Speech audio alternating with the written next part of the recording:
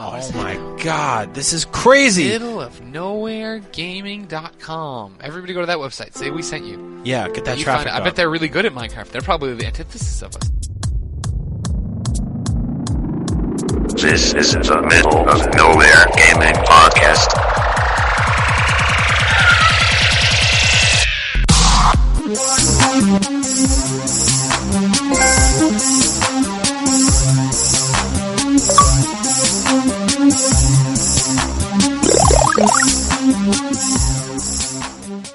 Welcome into episode 69 of the Middle of Nowhere Gaming Podcast. I am your host, Courtney Osborne, and today I'm joined by the Nintendo Ninja, Lou.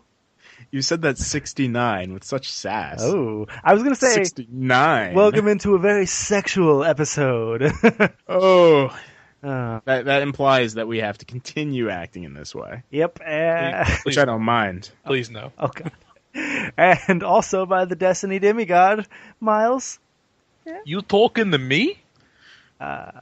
Okay, that movie. Raging Bull. No. No, damn it. Hold on. What's that one movie? Scarface? Godfather? Oh, no, Scarface. and no. Damn it. I don't know. It's Taxi Driver. Oh, Taxi Driver. I've never seen that. So. Yeah. I haven't either. I don't know if I delivered that line correctly, but it was Robert De Niro, so I guessed. Oh, okay. So now you can use quotes from movies you've never seen. That changes the game. That's iconic still. Do you know I've never seen any of the movies I've been quoting? No, I had no idea. I just have a list. Well, don't you remember for like 3 or 4 weeks there when you were doing that, I didn't even know what you were doing? Yes, I do remember. So obviously, I really have no idea. Okay, so a little bit of news right up front. We are changing the podcast a little bit. We're subtracting the review roundup or wrap up section of it that comes middle towards the end of the podcast. And instead of that, we're going to have a whole new podcast hosted by 2 other members of the MONG team, and it's by Brian and Matt. And what they're going to be doing is they will be bringing on people, writers from our team who have reviewed games each and every week, and one-on-one or 2-on-1 talking to them about the game. So it'll be like what we have been doing, but it'll be more first person. So rather than us reading off what other people said about their games that they're reviewing, it'll be actually them talking about their games they reviewed. And I really, really am excited for that. Yeah. It's a great idea. So hopefully the first episode of that will be sometime this week or next week. A lot of the details are still being worked out. Can we say that it'll be for Dying Light? What do you mean? Will the first one be for Dying Light? I'm not sure how they want to set it up. I think they're going to go ahead and have Citizens of Earth and Grim Fandango remastered as their first one, and I'm not sure if they want to do those and then also this week's as the first episode, or if they want to hurry up and do those and then also do this week's reviews like Life is Strange and Dying Light and stuff like that. I don't know. Right. But we'll find out. Hopefully you'll hear about it soon. We'll have posts everywhere about it, so everybody will know. And the podcast, get excited. The podcast will be on our official podcast feed. So if you're already subscribed to the MONG Podcast, just like how you get QuickTime Event through the same place, you will also get this new podcast coming in the same place, and it'll be on YouTube and everything. So yes, like Miles said, get excited. Other than that, thank you to all the new people who have become some of our patrons. We had like a 4 or 5 person jump over the course of the last 2 weeks in patrons, which is really exciting because any donation, any patron, anything going towards helping us is amazing, and we can't thank you enough. And then we have what? Oh, I was going to say it's about time to renew the domain name, so you're at least getting 1 more year of us. Yeah. Yep. We're about to renew the middleofnowheregaming.com domain name. You're stuck with us, and it's your fault. You paid for this. And then our giveaway. What do we have, like 6 days left in the giveaway? Isn't that it, guys? Nobody knows? I don't even know. Anybody? That sounds right. Sounds right. Though I can't actually put my vote in. I can't put my own ballot, so I'm less invested. I gotta admit, I'm in the same place. It's 5 days left. Sorry, 5 days left. And we have 802 entries so far. Wow. So you have 5 days left until next Sunday Sunday night at midnight, Monday morning, midnight, to enter, I believe was the case. So if you haven't entered yet, or if you know anybody who wants a free game, go ahead and show them the way to enter. Remember, we'll give away any new game coming out, any game that has come out in the past, any new game coming out in the next few months, or a year's subscription to PlayStation Plus, Xbox Live Gold, or any of those other subscription services, as long as it's under $60. And again, you'll be able to find the giveaway by going to our giveaway tab on Facebook, or by clicking on just the giveaway link on the story, which we'll include in the video of this podcast, in the description below, and on the story on the website. It'll be all there, so you can find it there. And about the giveaway, we have so far only one entry for our bumper to the News from Nowhere, which is awesome that we have one, but a little sad that we don't have more. So if any of you want an extra 5 entries, is a very easy way to do it, and just come up with some kind of a cool recording, a bumper for the News from Nowhere. Yeah. Remember, guys, you want these free games. Yes. That 5 extra vote or entries could definitely be the one that gets you that game. Yep. I'm looking right now at other things with chances of 1 in 800. Yeah. Let's see. There's a 1 in 800 chance that anyone will eventually die in a fire. Oh God. Yeah. So Okay. yeah, you want to win this way more than dying in a fire, and you will be hopefully that 1 in 800 that wins this. Remember, if you win this, then you definitely won't die in a fire. That's how statistics work. Actually, isn't it the opposite? I don't know. Anyway. I don't know. So yeah, these are all actually grossly morbid. Never look up statistics. All statistics are awful. Kinda, yeah. It gets rough. Alrighty, so anything worth mentioning before we move on? I have a couple of mentioning things. Okay. So I want to just give a small diary entry into my Amiibo collecting. Mm-hmm. Collecting. That's what you call it. Collecting. I don't know what else to call it, but certainly on the same level of addiction. I went and camped out for one. It was the Target specific one, and I'm very happy I did, because they put out a whole flyer saying that they are not restocking ever again. Oh. Yeah, so it's all incredibly mismanaged. I was out in the freezing cold at them, and yeah, I feel ridiculous. Nintendo's making me feel ridiculous. Please make these available everywhere. And a lot more present. Also, I wanted to mention Far Cry 4, because I'm in the weird state of my life where I'm replaying games that are 3 months old. So this is certainly out of discussion for everyone else. But Courtney, you played it, right? I've platinumed it. You platinumed it? Yeah. What do you think about the multiplayer? I actually didn't play it, so... You had to have played it. No, you didn't. Platinum it. You could play co-op to platinum it. You don't have to play... No, there were 2 trophies where one of them was you have to play each mode of multiplayer. Sorry, yeah, I did play it. Sorry, yeah, it literally took me, an hour and a half to do it, something like that. So, right, yeah, which is a good way of doing trophies. Yeah, I played one of each match, or whatever, and it was interesting. I wasn't very good at it. I was okay with the one where you had to get the mask and return it to the shrine, or to burn it or whatever, depending on which team you were on. I was okay with that one, but the rest of them I wasn't very good at. I don't know.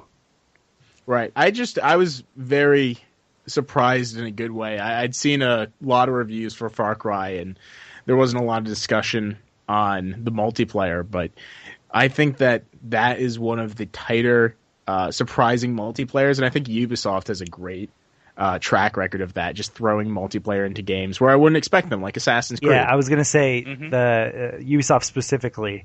Assassin's Creed multiplayer is very, very highly praised, but yet nobody talks about it. You know, it's one of those things where it's so good and the people who play it absolutely love it, but there's so many people who just never give it a chance. Just play Assassin's Creed to play the story and explore and stuff. It's really strange the way Ubisoft's multiplayer works. Right. Yeah. At least it works. Yeah, that's true. That's the other thing. And people have faces. So is that it? Yeah, that's it. I just wanted to have you discuss multiplayer. Have you beat the story yet? I completed the story. I don't think we're out of spoiler territory, so I can't really mention anything. Yeah. But I'm going to say that it branches out in a multitude of different ways. In mine, no one died. Nice. Oh. I'm very benevolent. I don't know why I'm surprised by that. I don't even know how that game story works. He's like, oh, well. Alrighty. Well, then let's move on. No, I don't want to move on. To the news from nowhere. Huh. So today we have 10 pieces of news for you lovely listeners. Number one is the recent zombie-laden release, Dying Light. It's not very like Destiny, but it has taken a bit of a jab at Bungie's most recent title, and it's actually pretty fun. So anyone who's played Destiny knows that, or anyone who's paid attention to the news of Destiny, that the loot cave used to be the number one spot to go if you wanted to get your hands on, the loot. Mm-hmm. Kind of works out like that. Yeah. Many hours were spent raining bullets into that a cave, literally a very small cave, just killing enemies because they would spawn very frequently. And pretty much, Dying Light's developers, who are Techland. Yes. Yeah. Right. Yep. Yeah. Techland has made their own little loot cave, if you will. It's a little Easter egg, of course, and it's in a little hard to find spot. You have to do some jumping over stuff and some swimming under stuff. But it's a cave where essentially, Strong Finch. Strong Finch, we miss him. Pretty much, you get in there and there's a pile of remains, and when you walk near them, actually, you don't even have to activate it. A pop-up appears on your screen that says your destiny is to build your legend and to get. You don't even have to walk towards them. You just have to enter the cave, because I've done it and I took snapshots. Oh, okay. Oh, well, there you go. After that, a horde of zombies will spawn. It's not really like a massive horde, but pretty much you have to kill them and take them down, and eventually you'll get another pop-up that says, enough! Patch 1.0.2 has been released. Do more quests. And, of course, that is a reference to Bungie's having patched out the loot cave in patch 1.0.2. So that was just a little interesting Easter egg of the week. Yeah, it's funny. Was that one of our stories? Yes. I mean, I wrote it. Oh, okay, because those quotes aren't actually even right. Because I have snapshots of the pictures, or of what happened. It says enough. Sorry, I just skipped it. Enough. Patch point 1.02 activated. Better do some more quests, or do some quests. So it's just a little bit different. Obviously, it's the same message. It's just wording's a little bit different than what those quotes said. But yeah, that little jab there at Destiny was hilarious. I heard about it right when it came out, but I didn't get to see it until Saturday night, and so it was a few days later. And those zombies, they come out very, very slowly. They crawl out from under this rock, and then they come up from this little island inside this cave, and they just slowly wander over to you. They're not even very aggressive. And so you just destroy them. It was awesome. I guess that's just like parodying, 5 people standing quite a ways away from the cave and just shooting constantly, so the hive just get wrecked completely. By the time I was done, it was just a massive pile of bodies. It was awesome. I was just sitting there laughing hysterically at it. I was like, this is so much like Destiny, but in its own way. And it's even cooler though, because that's not even the only reference or call to something else in the game. Dying Light is packed full of these kind of references. There's Excalibur is in the game, but it's called EXP Caliber. And it's out on a random body on a random rock, on a 5-minute swim out into the water. You just go out to this little rock and there's a body with a sword stabbed into it. And in order to pick it up, you actually have to hold down the loot button for 5 fucking minutes. normally you just click it and you loot, you actually have to sit there and hold it, and it slowly fills this circle with yellow as you're looting it. You just have to wait on it. Like, I sat there and tried to loot it for a few minutes, and I was like, what is going on? Like, I'm clicking it and it's not working. Like, this is ridiculous. And you eventually get it. The sword's it's pretty strong, right? It's strong for new game, yes. If you're new into it, It's very strong. But as you start to level up, it becomes really, really weak. It's not even worth it after a while because it only has 7 hits lifetime.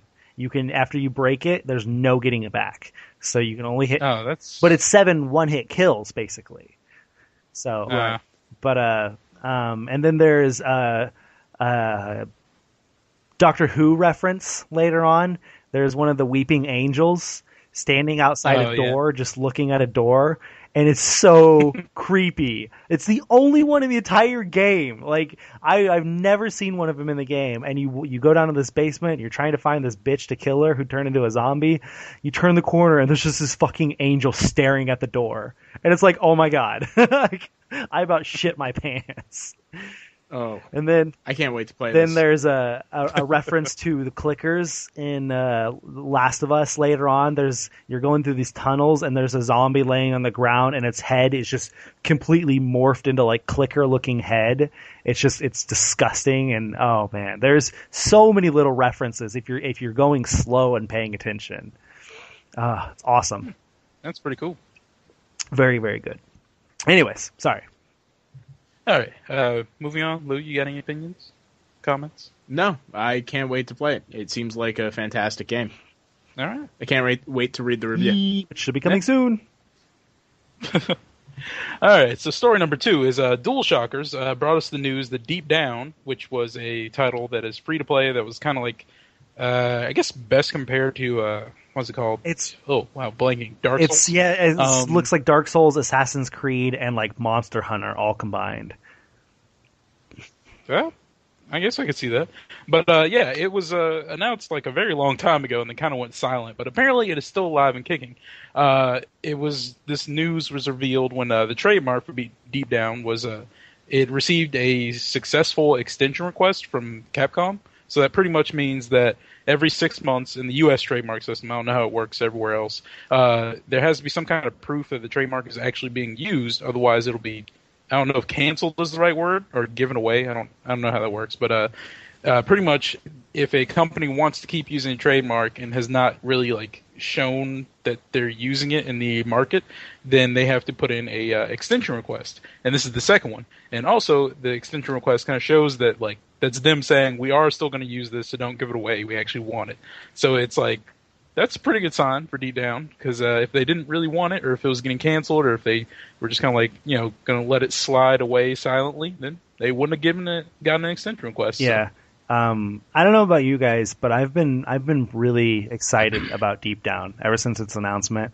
We have seen the gameplay and stuff by now. It's been a while, but the free-to-play part of it has always scared me, because free-to-play doesn't necessarily mean what it sounds like it means. So it could be, microtransactions like out the ass and stuff like that. But it's always looked cool. And the comparisons I made earlier, Assassin's Creed, because it's like you touch artifacts and go back in time.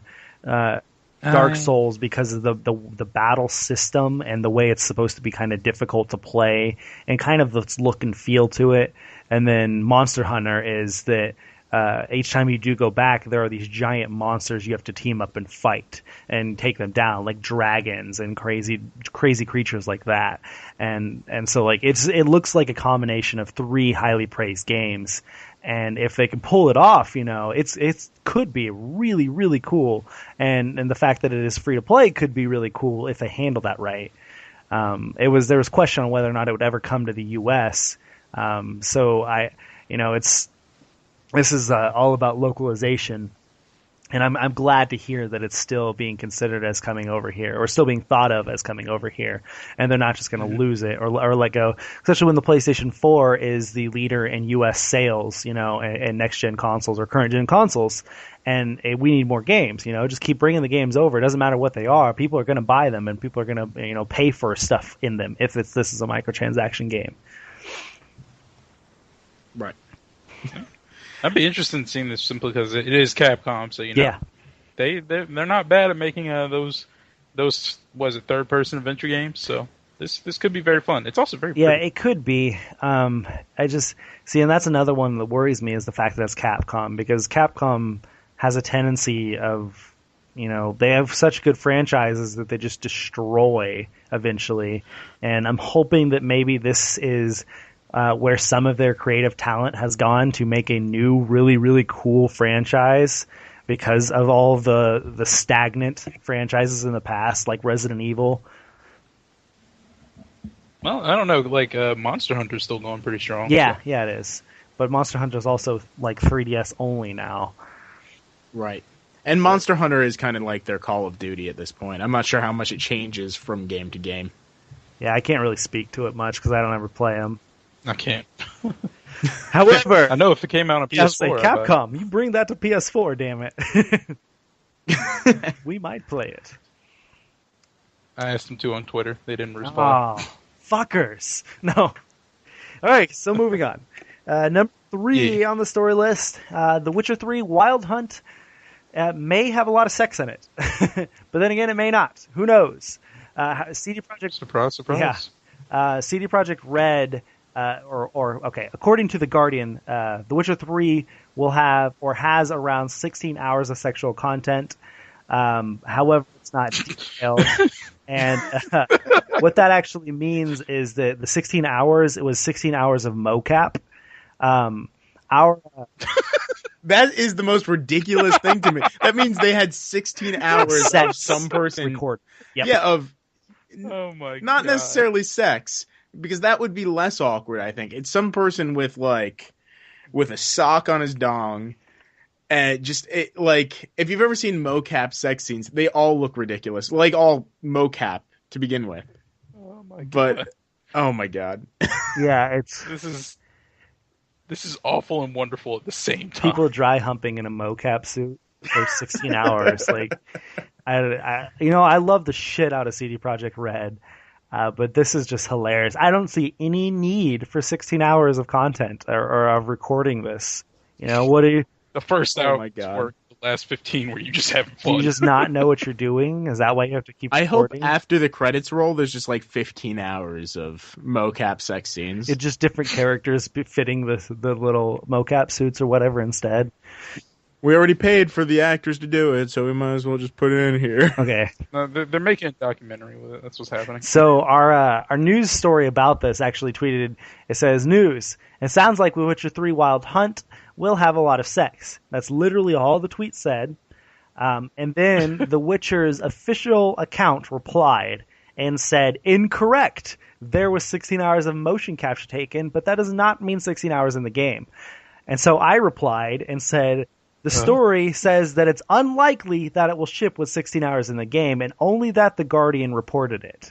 Like, The Witcher's account apparently did not read the story or read it as us reporting that it is in fact going to have 16 hours of sex, when in our story it says that, however, it's very unlikely that it's going to have 16 hours of sex and blah, blah, blah, blah. Like, it's just, I don't know. Right. I thought that was hilarious that they felt the need to reply to us when we didn't even say what they said we were saying.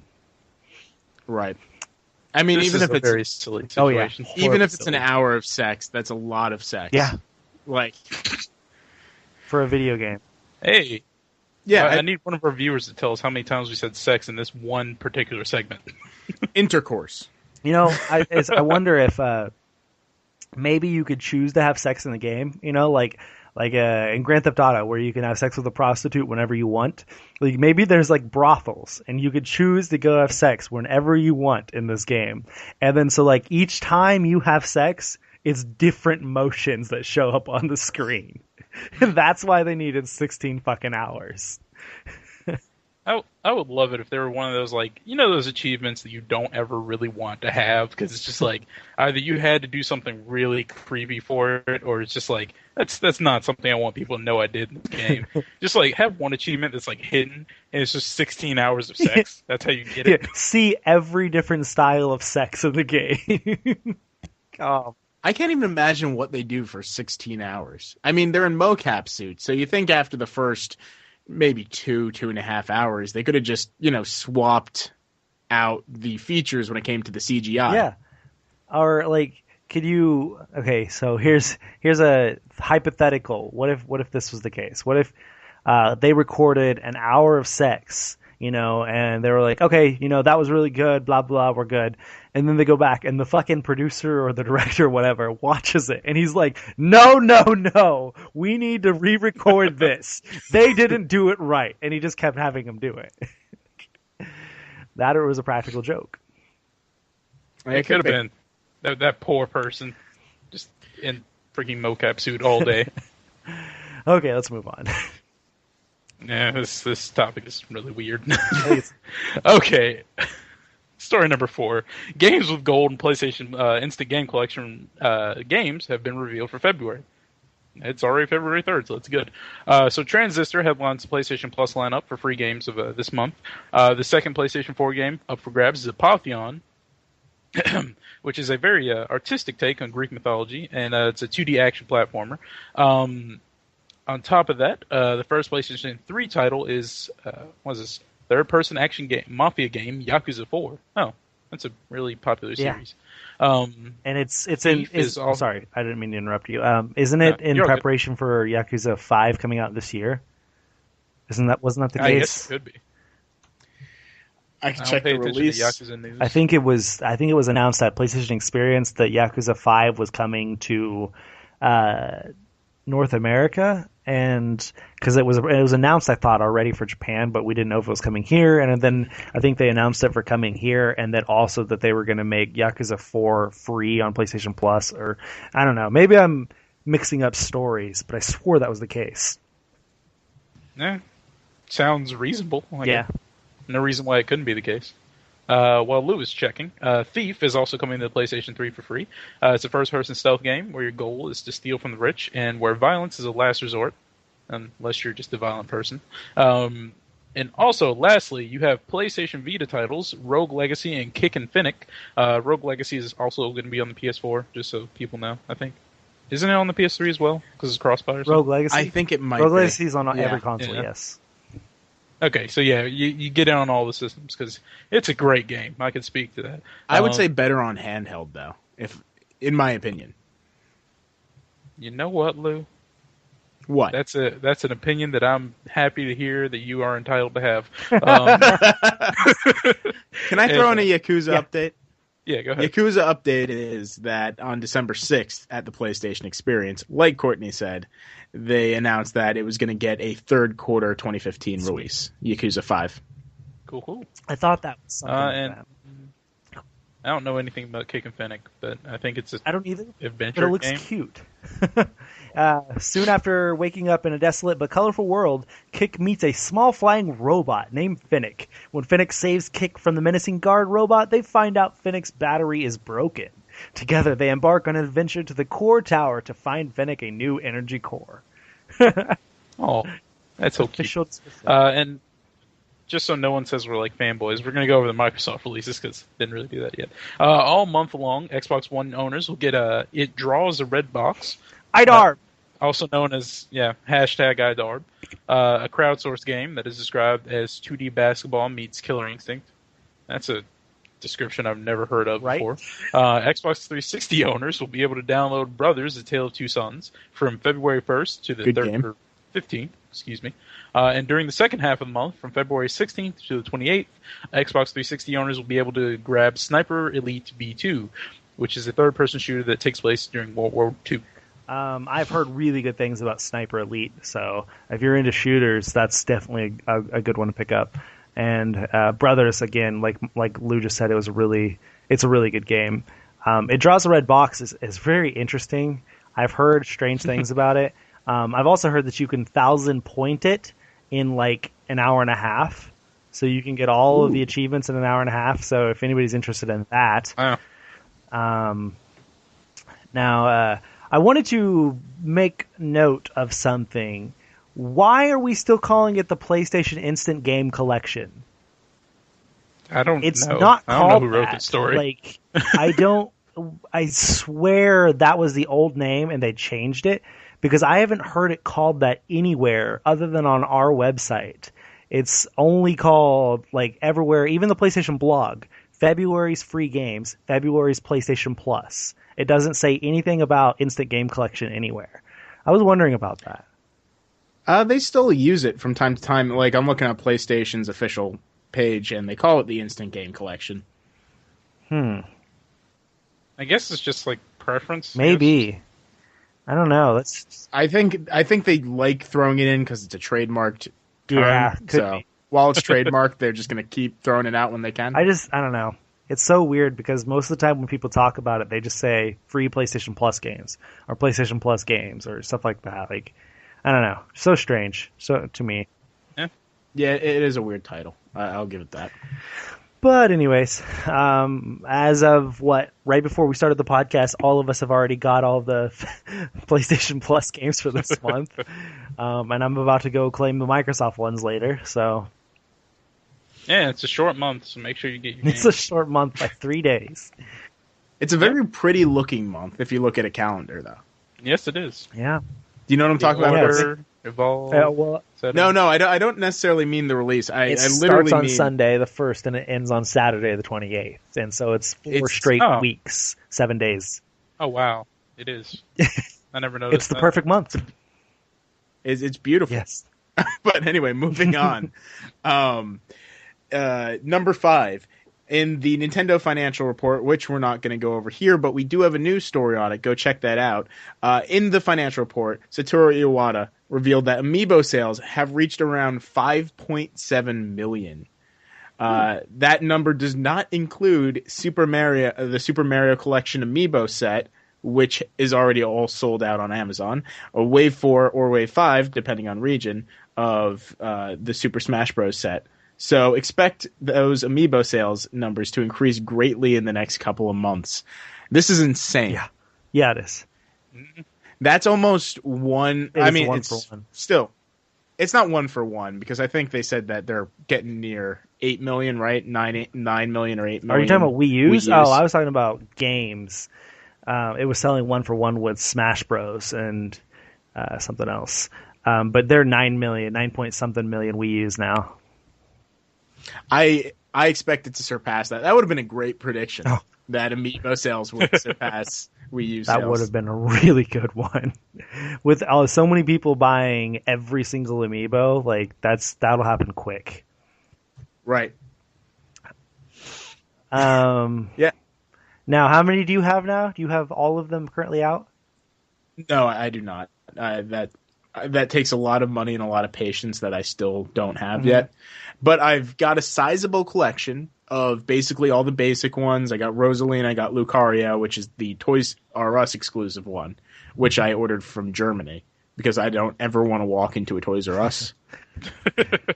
I've done it once or twice for the Amiibo, and I just realized that it isn't worth it. I look like a pedophile walking into a Toys R Us, so none of that. They sell, like, Breaking Bad toys there now, so... Not anymore, right? I think they pulled them. Oh, did they? Okay. Well, never mind. Because Call of Duty is way more appropriate than Breaking Bad. Oh, yeah, you're right. But anyway, I have a pretty sizable collection. I have all of the Super Mario series set, which are the exact same as the Super Smash Bros. Set, pre-ordered. I also have Mario Party 10 pre-ordered because of that. So this is the first Mario Party game I'm getting, and it's because of their crazy Amiibo incentives. I can't wait for Mario Party 10. I'm so excited. I love Mario Party. I haven't played it since the GameCube. Oh my god, love Mario Party. I don't think I've played it since. I didn't play the Wii version. Did they have a Wii version? I assume they did. They definitely did. Yeah, they did. Yeah, so I haven't played since GameCube either, but I played like Mario Party probably 3 through 6 or so, or 7, something like that, all the time growing up. That's the only way to get the Mario Amiibo in the Super Mario collection. They're not going to sell it individually. You can only buy it as a bundle with Mario Party 10. How nuts is that? They said they might release it later. They're probably going to release it later on, so it's a limited time exclusive. But still, that is insane, and I bought it. But then again, I love Mario Party. It's drugs. They're just drugs at this point. So, totally off topic, but it's something worth mentioning right now. Do you guys know about Joystick closing down? I've heard about it. Is that Yes, official? it's official. It happened last week. That's a Bring shame. on some of their stuff. Did you hear? Just broke. Engadget is bringing in Joystick now. Apparently, Oh, I'm not that's sure cool. in what fashion and what to what extent, but they just posted a story. Joystick cross Engadget, a new beginning. It says there is no end. A new beginning starts today with Joystick X Engadget. It's temporarily named for a long-term home. New place to laugh along with us on Twitch streams. A new place to commiserate when all the games are broken. A new place to celebrate when an unexpected jewel shines through the den of hype. A new place, yes, but a new place full of familiar faces. So interesting. I'm not sure how that's going to end up working out or anything, but it's worth mentioning. Like I said, it's good news that Joystick people seem to be getting jobs in.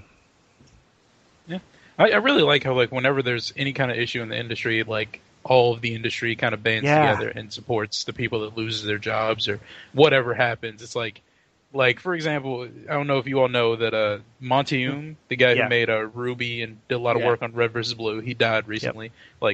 2 days ago, Friday, I think. It was a few days ago. Yeah, he passed, and it's just seeing the outpouring of support from even people from IGN. It's I know you all worked very loosely together, but it's just that's really nice to see that this is an industry that actually cares about one another. Yeah, it is. Anytime there's any kind of closing or cyclical firing or whatever, so many people step up and start to try to help them get jobs in other places, other studios, other things like that, and it's really good to see that. You don't see that anywhere else. Literally nowhere else. The main one that I remember following was after Irrational. who was Irrational Well, not closing. closed, but Yeah. downsizing. Yeah. Technically, yes. Downsizing. But they laid off 95% of their staff. Yeah, huge Yeah. percentage. Right. And I remember just looking at developers posting different job sites and various positions that they need, and they were really sweeping up. I'm not sure whether it's the benefit of the developers or the benefit of the people who just lost their positions, but it's really a much more supportive community than I think I've seen anywhere. Yeah, I totally am with you with that one. I remember specifically seeing studios like Naughty Dog and them being like, hey, anybody who just got laid off at Irrational, we're looking for developers. And it's just oh my god, that's so cool. But anyways, probably the biggest news this week, I would say. Yeah, it's pretty monumental. This news right here. Sony Online Entertainment will no longer be developing Sony exclusive games. In fact, Sony Online Entertainment is no more. They're done. They are now Daybreak Game Company, which I actually really like that name.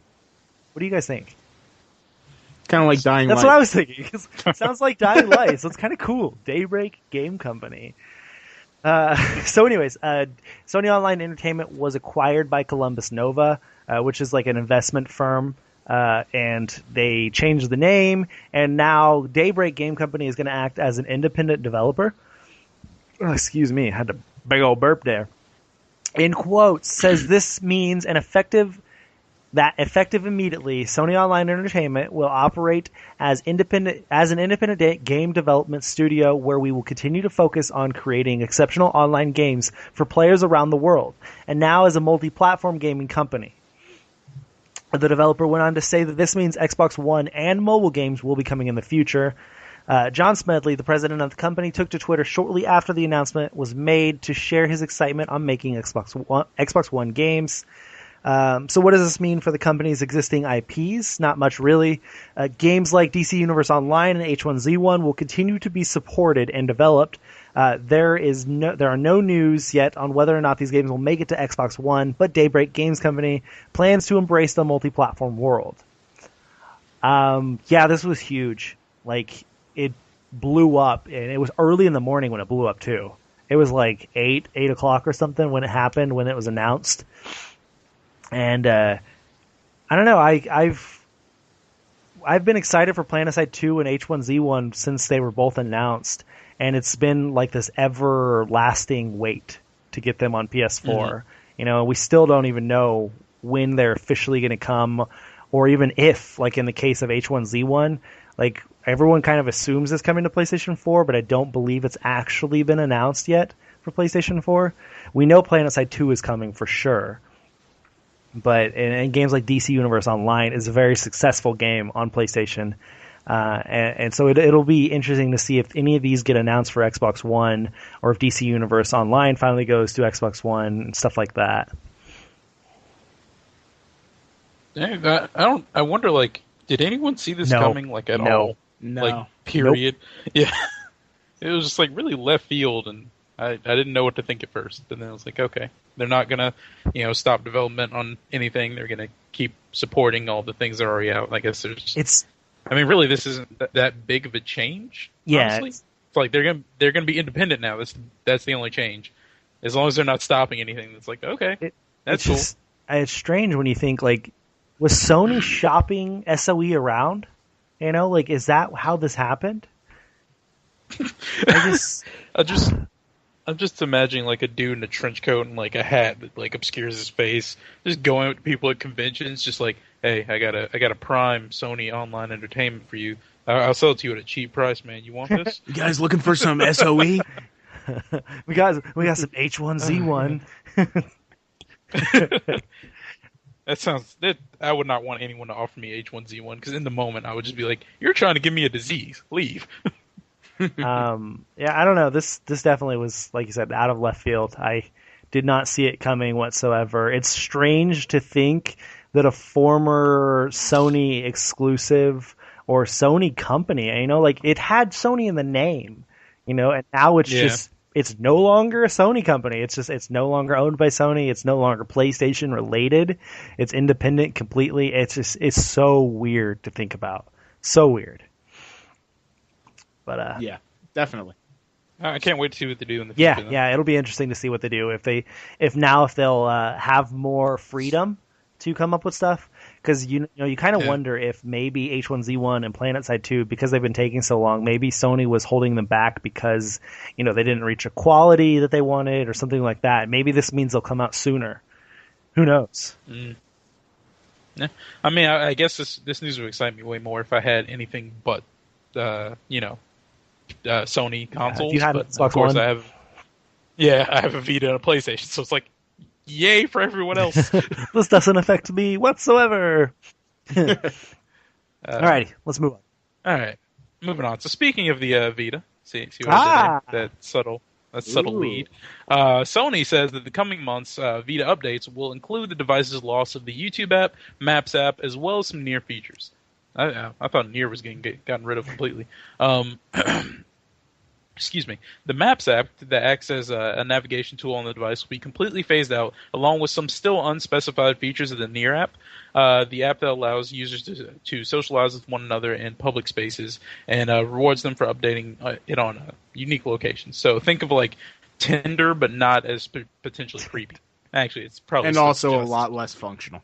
Yeah, actually, that's true. No one knows how to use it.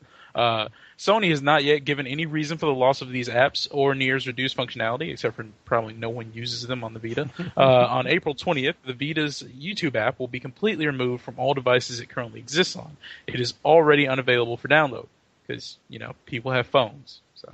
Yeah, I never saw why people... Well, I guess, if you want to watch YouTube and you don't want to watch it on your phone because, your Vita's bigger than your phone or something, or you didn't want to use your data on your phone or something, I don't know. I just can't... I never once used YouTube on my Vita. Never had plans to. Yep. It just, I don't know. It seemed pointless to me. Right. I'm sure there's one person out there who's infuriated. Well, there's probably a lot more than one, but it's none of us. Nope. Yeah, it's just like the Vita I use for games. I don't. If I want to watch YouTube, I have a PlayStation 4 or a Galaxy Note 4 for that. And if I want to use Maps, I have a Galaxy Note 4 for that, and no one uses Nier because it doesn't make sense. Right. Well,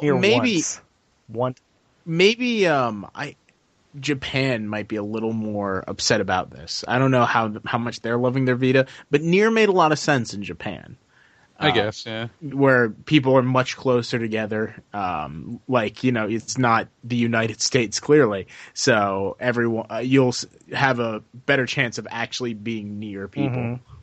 Mm-hmm. See what you did. The one time I booted it up, I was in my apartment, and I was like, okay, let's see if anybody has a Vita in the area. And, fucking sure as hell, there was like 15 Vitas within like a 6-block radius of me. And I was like, what the fuck? I did not expect this at all. Right. I don't know. It was weird. Right. So, moving on. Speaking about things we're losing from Vita, how about something we're gaining onto the Vita? The release date for Hotline Miami 2, Wrong Number, has been revealed in a very cryptic and ingenious fashion. A few hours ago, the title's official Twitter account posted a message containing a telephone number. Calling the number results in a largely indistinguishable message. Following distorted speech, a clearer voice proclaims, "Together we march. March into the future. You have reached the wrong number." Remaining on the line results in a woman's voice saying goodbye and the line being disconnected. It is clear from the message that the word march is accentuated. This accentuation and the context it holds allows us to assume that the message refers to the game's release. It is also likely the extension 10, which was in the phone number, refers to the specific date of March 10th, 2015. While no official word has come from either developer Denton Games or publisher Devolver Digital, it seems safe to say, get your masks ready. I like the way that video game companies are doing more like cryptic stuff nowadays. Like when who's the head of Microsoft's gaming thing? That's the president. Phil Spencer. Phil Spencer, when he was on stage recently and he had on a Battletoads shirt, it's just like that had to be something, because Battletoads has been dead for way too long for him to just be like, I'm going to rock some Battletoads gear today. And this is really like, that's brilliant. I mean, that's great. Also, I'm really excited because I don't want to play the game, but I really want that soundtrack. I don't know. I don't think I'm ever going to play this game. I didn't play Hotline Miami 1, and I have no interest in it, so it's just not one of those games for me. Yeah, I could see why it hooks people, but it doesn't hook me. It hooks people in the same way that like Velocity 2X really took hold of me, but it's certainly out of people's genre. Yeah, it's just like it deserves all the credit it gets, I guess, because it does seem like it's a great game, but I don't have the patience for it. Yeah. Right. I want that soundtrack, though. I'm going to say that a lot. The soundtrack for the original one is amazing. Right. So did you play the original, though? Nope. I watched someone play it, and then I was like, this music is really nice. I was wondering how that happened. Like, how did you get to the soundtrack if you didn't play it? That makes sense. Okay, I gotcha.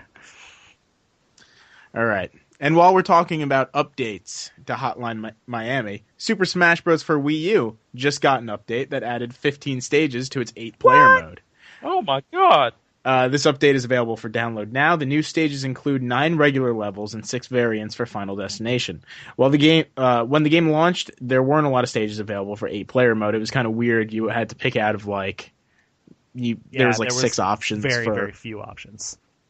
Right. The new 8-player stages are, for the regular stages, Mario Circuit X, Luigi's Mansion, Pyrosphere, Norfair from Super Metroid, Lilac Cruise from Star Fox, Pokemon Stadium 2, Animal Crossing Town and City, Animal Crossing Smashville, and the Wii Fit Studio. The Final Destination stages are Mario Galaxy, Mario Circuit, Kirby, The Great Cave Offensive, Lilac Cruise, Pokemon Stadium 2, and Animal Crossing Town and City. Let's throw down to the Wii Fit Studio, yo. Yeah, and this is also interesting because they said that they weren't going to be updating with I think they said with balanced stuff, but I think they also implied new content. So I'm glad they did add They did this. say that they were not going to balance the game anymore with updates. That's how it's meant to be played. However, I didn't hear. No, I guess I did hear the thing about content because there was the hubbub about Mewtwo. There was people were so pissed off about Mewtwo only being if you bought both games or something. And then they changed their mind, and now it's going to be available for DLC sometime this spring or something, or I don't know. So yeah, it's very nice to see that they have more 8-player arenas or maps or whatever you would want to call them, because like you said, there's so few of them. Whenever I was playing on Thanksgiving with my niece and my family, we wanted to play 8-player Smash because that was new. It was big and everything. And we're like, all right, let's do that. And then we looked at the maps and we're like, well, this isn't going to be very fun. There's not enough variety. You can't hit that random button and just, have no idea what you're going to get. Right. My question is, how are they doing the Final Destination stages? Because I know I don't play Smash a lot, but when I have and when I watch in tournaments, Final Destination is just like one platform. So is it going to be It's the exact same layout. All Final Destinations are the exact same layout. It's different backgrounds and it's really just a different kind of aesthetic to Final Destination. So is it going to be bigger though for the 8-player Smash then? I think it already was bigger. So yeah, that makes sense then. It is available now, yeah? Okay, yeah, it is. Okay, good. I was gonna say, I need to go download it because I definitely want to play in some of these, try them all out. Might have to do that this weekend, Lou. Right. What are you doing? This weekend? I might start Dragon Age. Continue with his 3-month delay. I mean, I'm with you, Lou. I just started playing it again after putting it down a week after it launched. Well, I'm gonna, because I watched Audrey play it. Audrey was on backup for review in case Courtney couldn't get through all of it, but Courtney just trucked through that, right? I had 3 all-nighters in a week. Right. So I watched her play it, and she really made most of the same decisions. So I'm going to do what I do with every... Go opposite? Every RPG like this. I always make a evil character known as Scott, who just... Scott? Because if you watch South Park, I know neither of you guys did. Oh, okay. They have that episode where there's just a random guy named Scott, and they say, Scott's a dick, and they keep repeating it through the episode. So I've started this with Fallout 3, and it's been happening since, and he just does everything awful. That's awesome. I'm kind of right there with you, though, with the delay with me playing Freedom Wars now. Finally playing through Freedom Wars, so... But too many games. The Vita TV spoiled me. I can't play the game anymore until I get a Vita TV. I told you!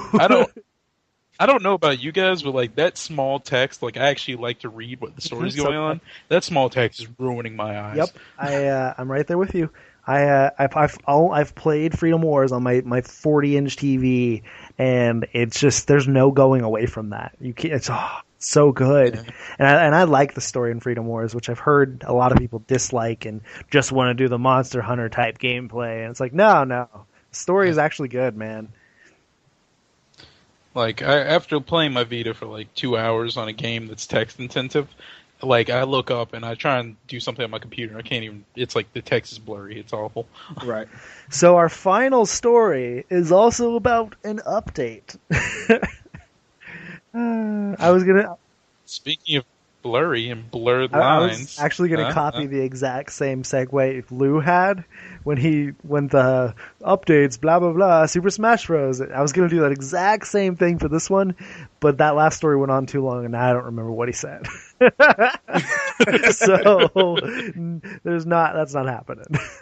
Anyways, the final story: Spotify is officially coming to PlayStation devices. Sony and Spotify announced last week that they reached an exclusive deal to have Spotify on PlayStation consoles and Xperia smartphones and tablets this spring. Whether you're a subscriber or a free member, you'll be able to use Spotify on your system of choice. The best part is that you'll be able to take playlists you have created and play them in any game you like. With Spotify coming to PlayStation, this also means the end of Music Unlimited. Spotify will arrive sometime this spring, and Sony has said that they'll reveal more information closer to launch. About time. Now, surprisingly, I have an opinion on this, snap. which does surprise me also because I don't even use Spotify or care about it. Why is this coming out before, one, the Twitch app, and two, before the Plex app stops being like subscriber only? Wait, there's not a Twitch app on PlayStation 4? There's not a Twitch app on PlayStation 4. What do you mean? Can't you watch Twitch streams on PlayStation 4 though? No. You can on the browser, but there's no app. You can stream, you can't watch. Well, no, you can watch it on the browser. Yeah, I know. But I thought you could see it in the news area, like the new things with games. Which one of your friends are streaming that game? And can't you just click on it? It's like that's only PlayStation stuff. Oh, okay. So you can only watch PS4. Like, streams. so if you wanted to watch a Twitch, if you wanted to watch a Twitch stream that was not using PlayStation 4's Twitch streaming functionality, that's not available there. So this kind of infuriates me because that's cool that you can play your music in your games. That's great. I'm happy for those who subscribe to Spotify. But I think the Twitch app is more important, and so is the Plex app being not having. And what's Plex? What is this? What is that? Plex is like a pretty much you set up a server, which is literally just a folder on your PC, and it connects to whatever device you have the Plex app on. So right now you can get Plex through the browser once more, but the app is you have to pay for it. It's free to download, but to log in you have to have the Plex Pass, which is $5.99 a month, I think. And it's but it's free on other stuff, and I can already watch Plex for free on the browser. Why don't you just put the functionality in there correctly? And God, I'm sorry. I'm sorry very for strongly you. about this.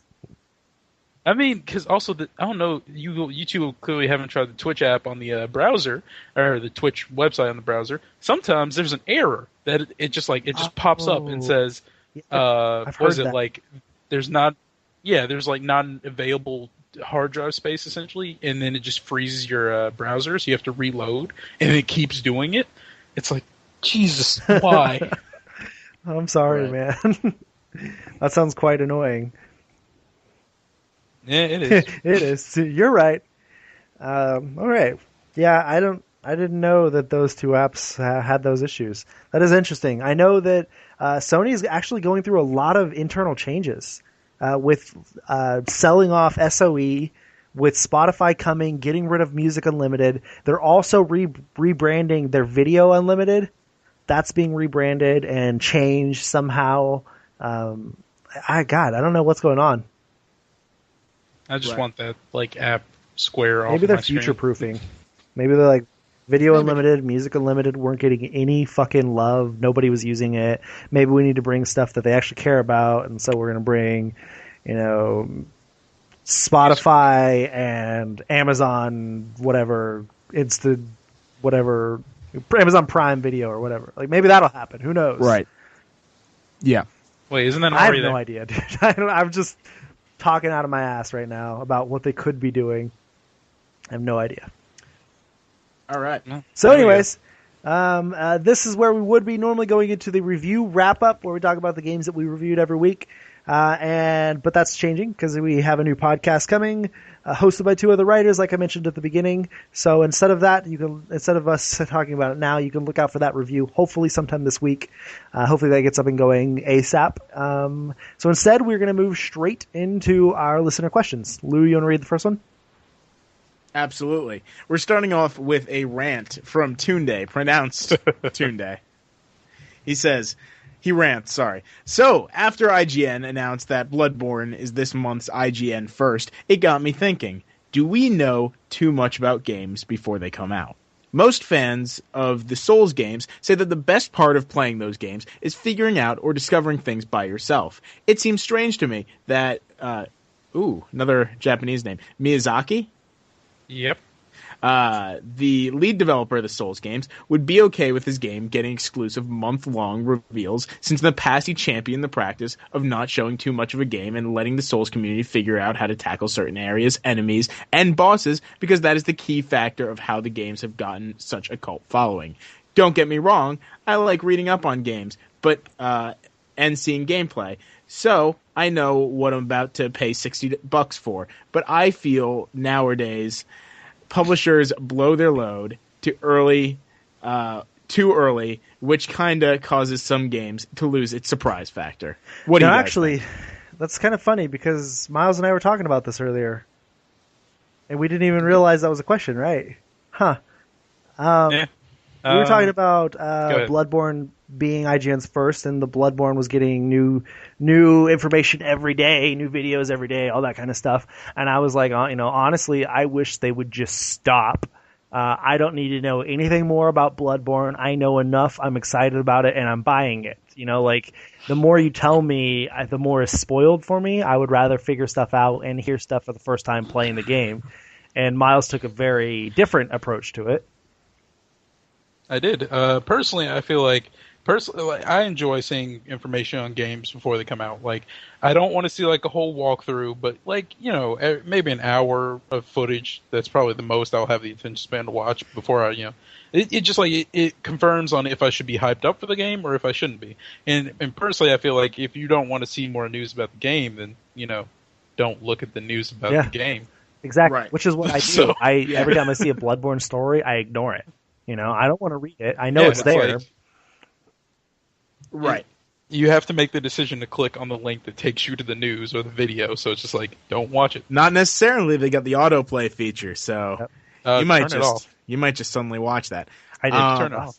I actually have that same kind of opinion, though, as Miles. I think that it's fine to go out there, and that's what these companies are doing. IGN, that's what we do. Is we're there to keep content rolling and be and to know everything we can about it before it comes out. That's as a consumer, though. I recommend don't follow up on it. Watch enough until you know that you want to buy it, and then stop. You have looking. to make a conscious decision to stop doing it, to stop reading up more, stop researching it, things like that, or else you're just going to spoil the game for yourself, which I fear is it's what too many gamers do these days when they let their hype build up, and then we have a game like Titanfall fall on its face because too many people were so goddamn overhyped for that game. And that happens, and it's happened more in the last 2 years than it's ever happened, like that I can remember. Too many people get so hyped. So hyped. And then they just nope, didn't live up to the hype. Horrible game. 6 out of 10. Okay. I have a question, though. I haven't been following IGN too well the past couple of months. What have all the IGN first been? Because that actually seems like a valid story to just about all of their games that I can remember them doing. Like Titanfall, I remember them doing it for Destiny, and it was overhyped. I think that IGN first might be really bad for these companies. IGN first has been Halo, Evolve, Advanced Warfare, The Witcher, Master Chief Collection, of course, Bloodborne, I can't remember what September was. It hasn't been going that long. It's only been going since last summer. Right. I just, the most recent recollections for me have all been bad steps for them. I don't know. Again, it always comes back to the people who read the stuff. It's if you're going to read every single story posted about said game and let your hype get built too much, then you're only going to let yourself down when you play the game. It's almost assuredly never going to live up to that hype level you're building for it. If you're running it. Now, I'm actually going to call out to our fans right quick because I want to know, am I the weird one? Because, the only thing that can burn me out in a game is playing the game. So news stories burn me out. It's like reading about it. News stories burn me out too. So. I understand that. It's news stories don't burn me out. I can watch videos upon videos upon videos, and if I'm interested in the game, I will stay interested. But see, you're also the kind of person who can play Destiny for 6 months now. That may be the difference between the type of gamer you are compared to the type of gamer, or the type of gamer you represent and the type of gamer I represent, is that I'm the type that can play it for a week and maybe 2 weeks at most, and then I have to move on. It's just, there's no way. And you can play a game for 6 months and, you'll stop playing it as much, but you're still playing it. I can't. I don't even want to play Destiny at all. And I loved it when it came out. Right. Yeah, and it's also kind of the games that I think we're trying to watch or trying to follow. Because for me, I'm into more story-based games. So watching the first hour of a story-based game, while it's fascinating for that first hour, it's gonna suck watching it the second time around. That's exactly why I never watch the first 20 minutes, first hour of gameplay, all that kind of stuff. Every single game I avoid that on. I never want to watch it because I don't want to have to play it myself and already know what's happening. I've only done it for Dying Light. Can you imagine watching the first hour of The Last of Us before it came out and then not being able to have that experience when you first played it? I would be so pissed. There's no way Naughty Dog would let that happen. But it's just, can you just imagine? That's the kind of thing it does. Like, it takes away that opportunity, and I don't want that ruined for me. And I guess like my main form of like entertainment in terms of like viewing things is streamers also. Yeah. So I guess that just kind of speaks to that. Yeah, I guess the only thing that could ruin a game from before I play it is seeing the ending. So. Unless like the ending was so monumental that I have to know how it goes. Yeah, I was going to say, which we know has ruined games for you in the past when you've seen endings. I guess ruin isn't the right word. It's just like I care less to play them. Like I still want to play Last of Us a little bit, but I don't lose interest in finishing it. Yeah. Okay. That was a pretty good question. Good job, Tunde. You're trying to reclaim your throne as Question King. So, yes. We ready to move on? Go right ahead. Okay.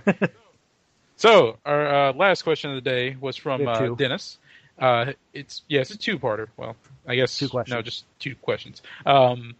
First one: how do you value games? How long do you expect them to be, and for what price? More specific, how much do you expect to get out of a game when you buy it, and at a certain price? I mean, if I pay $60, I want a long experience. I'm going to keep playing because otherwise I feel like I wasted $60. But not I. Well, I guess long isn't the right word. I expect it to be like I want to feel like fulfilled by the end of it. Yes, that's a good because there are games like I could have an 8-hour RPG at $60 or a 12-hour RPG at $60, like South Park: The Stick of Truth. That was a very short $60 game. And by the end, I felt like I had totally gotten $60 worth of content. It was like watching a movie for 12 hours. That was great. So I just want to add on, like, New Game Plus. I think more games should do that because, personally, that's one of the things that can make me lose my drive to finish a game when it's like, oh, all that work you've been, especially in an RPG, when it's like, oh, all that work you've been doing, getting every item, talking to everyone, doing every mission. Yeah, that's not going to matter in like 5 minutes once you're done, and then you can never play on this file again. It's like, oh. Yeah. I don't, it's really hard for me to say how I value games. I used to use the conversion $1 equals 1 hour. Like, that was my way of looking at it, and so which really justified me buying so many JRPGs because, some of those games you get 100, 200, 300 hours out of. Which meant that they were very, very valuable in that opinion. However, I've started to change that more and more, and I'm more to the, I believe, Lou, didn't you say that you feel fulfilled? You feel fulfilled or something like that? Yeah, that was Miles. But yeah, that's definitely how I think when I'm looking at a game. I'm looking at like for instance, Dying Light right now. I paid $60 for it, and I have put in probably 40 hours or so of playtime. And if I was using that original conversion, that would be getting close to the 1-for-1 idea. But even if I'm not using that, like I've had such a fun time with this game.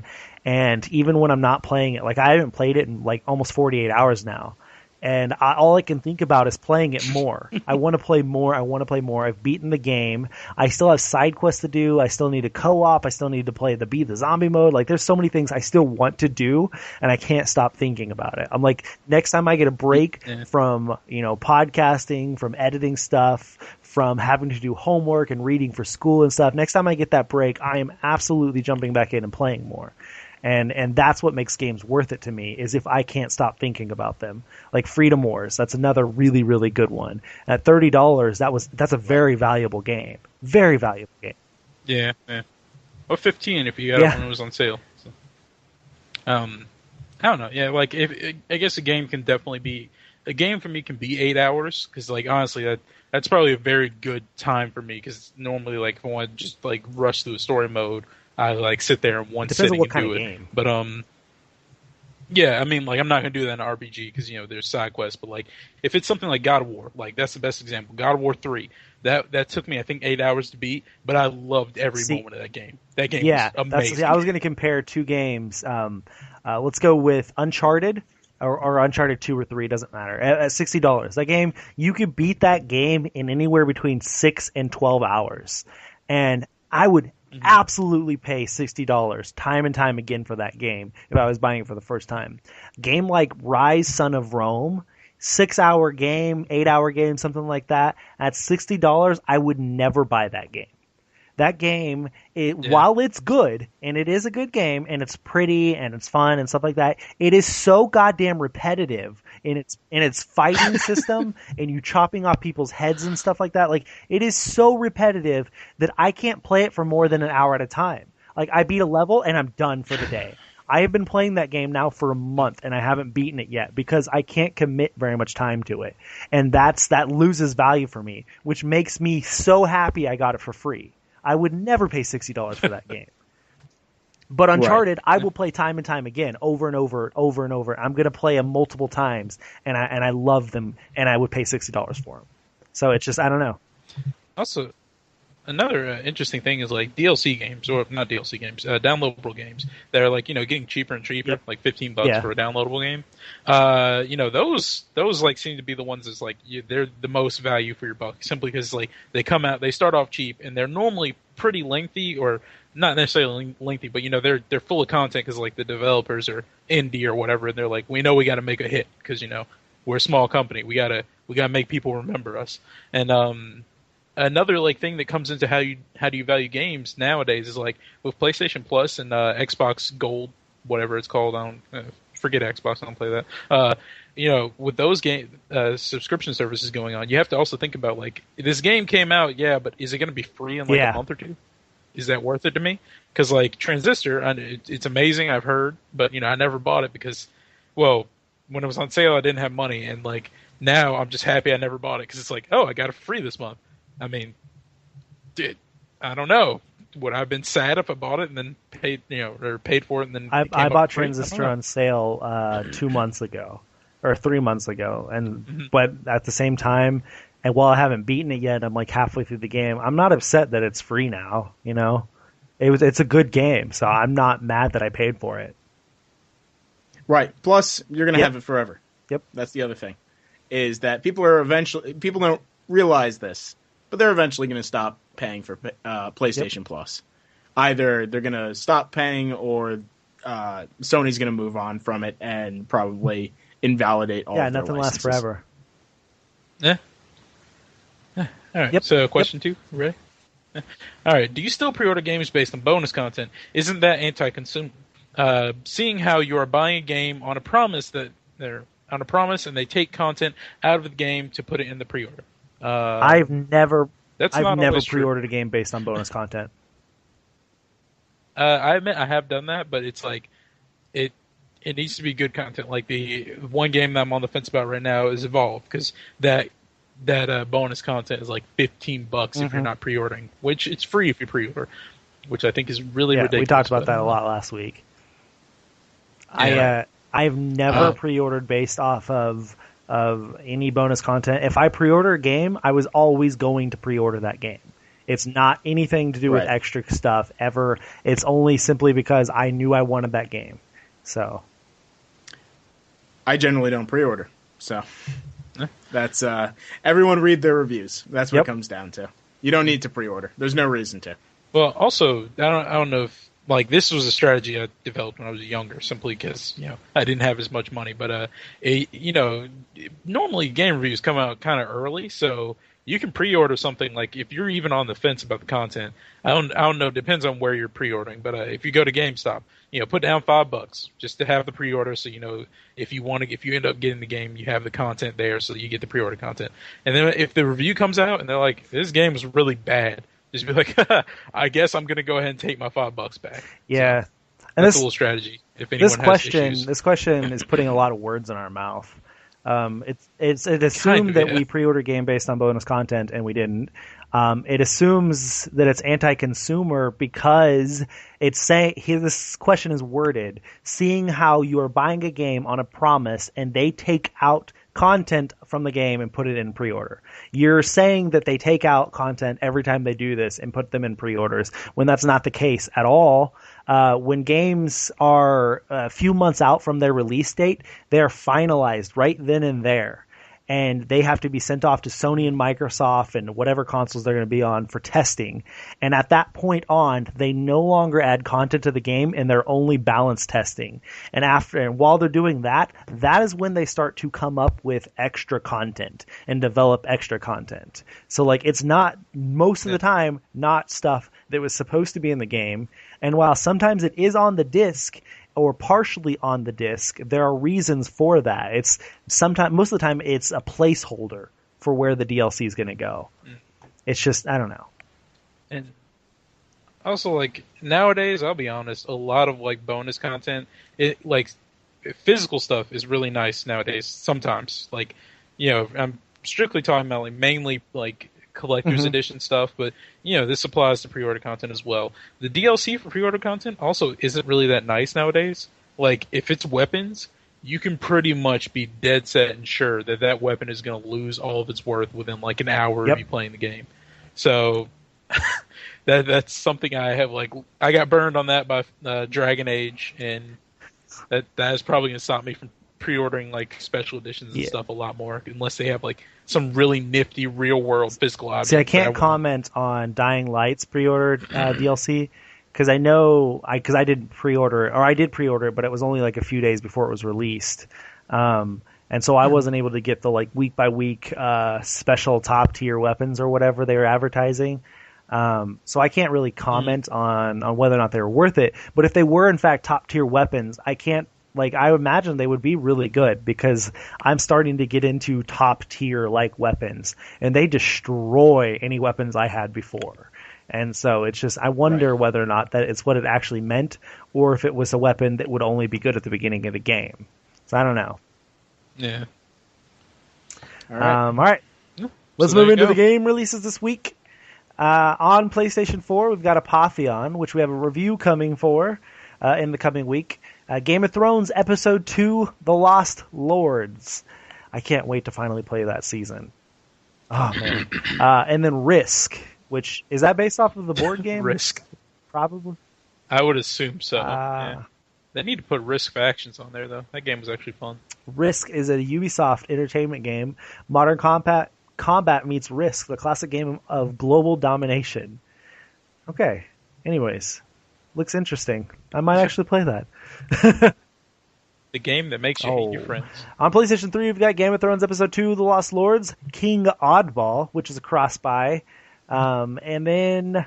What? That's really weird, because King Oddball came out like on the PS4 like months ago. Yeah, well, I mean, there's... And it's very odd. There. And then World Hunter... And then on Vita, we've got Criminal Girls Invites Only. Remember the 69? Kick and Finnick, which is a free PlayStation Plus game. Real Fishing, Real with R-E-E-L, Masters Challenge. And then SpongeBob Hero Pants. Because why not, I guess. It surprised me that series is still on. And there's a bunch of really cool sales this week on PlayStation Plus, or PlayStation in general. Like you can get all the Resident Evil games are discounted, even the classics. They're all like half price to even bigger discounts. Some of them are like 75% off. Like you can get Resident Evil 6 for $7 instead of $20. And then Battlefield Hardline's beta is out this week, free for PlayStation Plus users on PS4 and just free for anybody on PS3. So if you want to get into the Battlefield Hardline beta, you can go do that. All right. So for Xbox One, you're looking at Game of Thrones Episode 2, The Lost Lords, not Worlds. Xbox 360, there's Game of Thrones Episode 2, SpongeBob Hero Pants. Okay, moving on. On Wii U, we have Dolphin Up coming on Thursday, with also Puzzle Monkeys and Tri-Strip, which, because it's not a Vita game, I imagine has nothing to do with stripping. On the 3DS, we have SpongeBob Hero Pants, Moon Chronicles, episodes 2 to 5, and Cam! Oh, Cammy. Sorry, I wrote an exclamation point. Kami. I thought it was Cam! Exclamation point. What happened to Moon Chronicles episode 1? I assume it's already out. Yeah, probably like a teaser, and then they because the name sounds familiar. Yeah. You know, like I kind of remember us talking about it, but I don't know. Maybe not. All right, for PC users, you get Apotheon, Darkest Dungeon, Pizzarian, Pizza Alien, whatever. Astray as in Astray, not ashtray. Game of Thrones Episode 2, Rise of the Incarnates. I'm happy to see that's actually coming out. Grow Home. Okay. Oh, God. Ephemerid, a musical adventure, Fractured Soul, Cities XXL, Castle in the Darkness, Ubinota, Crystal Story 2, Terratech, Pixel Heroes, Bite and Magic, and Bloop Reloaded. He's back. I was going to say, was Bloop, like, did he die? I don't know. I don't know what Bloop is. Bloop. So that wraps up episode 69 of the Middle of Nowhere Gaming Podcast. Yeah.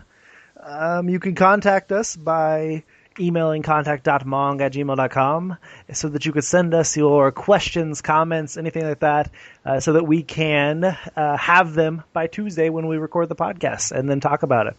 Like both Toonday and Dennis did. Sorry, I was totally lost there for a minute. In my head. You know, it's a crazy maze in there. Who knows? And you can find us on Twitter by searching for oh my God, I'm just so tired right now. I pulled like an all-nighter to finish Dying Light over the weekend, and I've been dragging ass for the past 48 hours since then. You can find Mong on Twitter by searching for @mong.com, all spelled out, .com, and you can find us on YouTube at youtube.com/Mong Network, and then on Facebook, Tumblr, and Instagram by searching for Middle of Nowhere Gaming. Be sure and check out the website, middleofnowheregaming.com, where you can find all of the latest editorials, news, reviews, features, all the good stuff, and sign up for the giveaway. Get into the giveaway. Get us up over 1,000 entries. We have 5 days left, and we are 200 away. You can do it. I believe in you. Send us clips. Yes, and definitely send us the sound clips. Mong! Keep it milky, folks. I'm still here.